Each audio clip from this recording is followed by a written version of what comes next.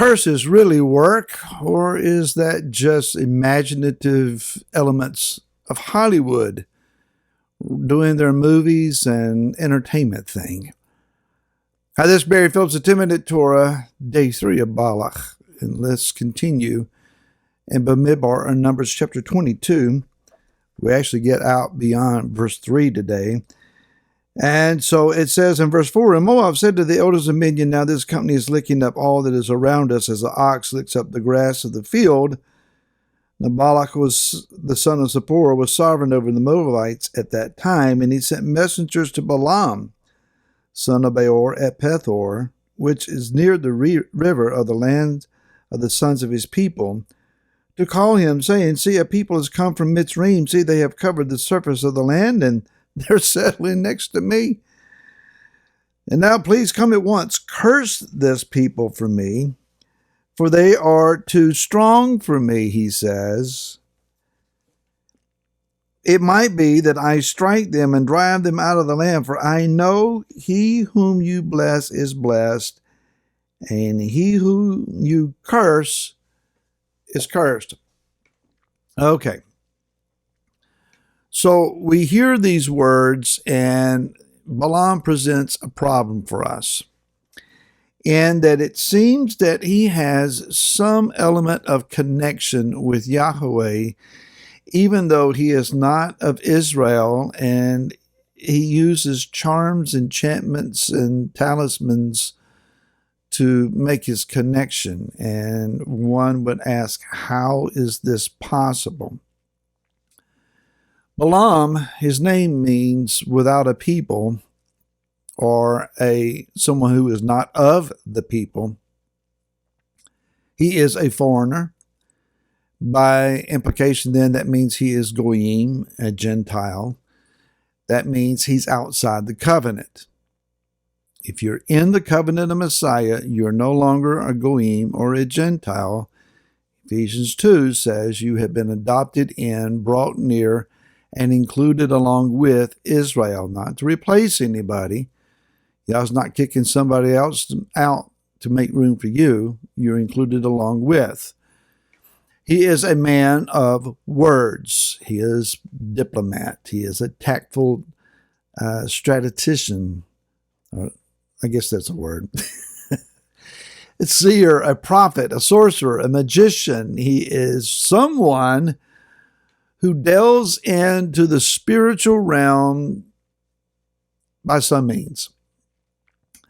There's a rabbinical understanding that has helped me here. And it's based on the book of Ezekiel, chapter number 1, where the prophet is visualizing or receiving a vision of the throne of Yah, which is comprised of 4 cherubim. And he describes these mysterious beings having 4 faces and the wings and how they're situated and how they move together. And we understand later that Yah is enthroned upon them. These are the 4 creatures that are around the throne in the book of Revelation. And in fact, they are the throne of Yah. So, as we see them, then we also understand he has seen the natural heavens. He has seen into a second heavens. Later then it says that he sees him who is seated upon the throne to a level, and then there was this unapproachable, indiscernible, glorious light at a 4th level. So there are 4 levels, if you will, at least in this understanding. The natural level that we look up, we see the sun, the clouds, and so forth. A spiritual realm that the rabbis say is the realm of angels and demons and projected prayers of people.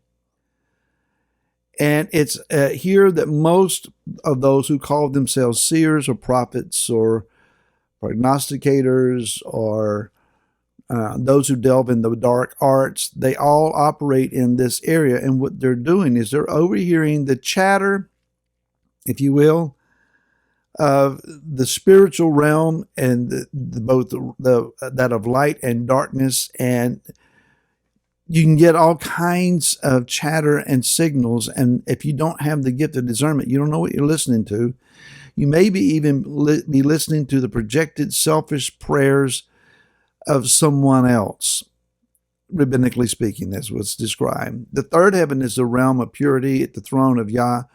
And this is the realm of prophecy. This is where Moshe went. This is how he heard exactly what Yah was saying. This is a pure level, and you must be set apart to that level to walk in that level. And that's why Moshe could, and most people have not. And then, of course, there's the top level where it's for Yah himself. All right, it's a very simplistic way of saying things. And it would seem that Balaam had, by some means, an ability to delve into this area. It kind of reminds me of the witch at Endor that was asked to bring up Shemuel or Samuel after he had passed for King Shaul. And she was anticipating a demonic impersonation of the prophet and was terrified when the prophet himself was brought up. Those who practice in this realm most understand what they're doing at a level of, I'm dealing with that which is beyond me and out of my realm of propriety. I shouldn't be here, but I'm going to do it anyway. And then there are those that are totally deluded and who knows what they're thinking. This is why you don't play with certain things. You know, someone said something to me here in the last few weeks about a Ouija board. Anyone who is a practitioner of these arts would tell you that device is known to drive people insane, and no reasonable mind should ever want to touch it, be around it, or have anything to do with it. Tarot cards and talismans and crystals and a long list of things that people use to, I just want to press my luck. I just want the favor. I want the good vibes. I'm sending good vibes to you. We're righteous. We're people of light, not people of darkness. Balaam trafficked in darkness. And it was the desire of Balaq to employ this practitioner of the arts, of the spirit realm, to conjure up a curse that would level the playing field, literally the battlefield, for himself against Israel. He knew, man for man, at the natural level, he was destined to lose badly and be overrun and his territory be taken.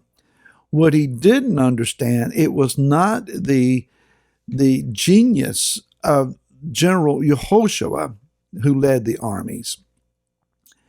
It was not necessarily the rod of power that was in the hand of Moshe.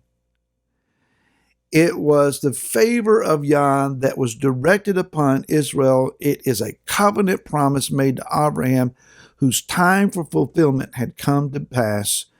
It is that the archangel Michael was ready to decimate whatever principalities and powers were over their heads at that point.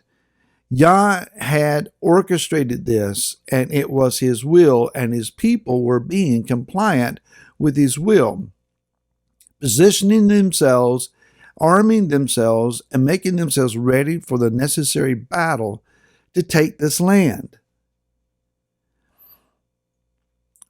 Balaq just didn't understand this is not a military-only combat.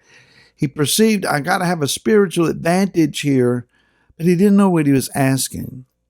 Balaam just saw himself as having an opportunity to make some money. Let's just back it down a bit. When it comes to war with Israel, and not just the nation state, but Israel as realized the world over, the root, yes, it's hatred of Yah's people. It is a demonically driven agenda. But on the natural level, never discount greed and the ability for power, for prestige, and money. We want to go further in this tomorrow. Come back again and we'll talk to you then. Until then, shalom.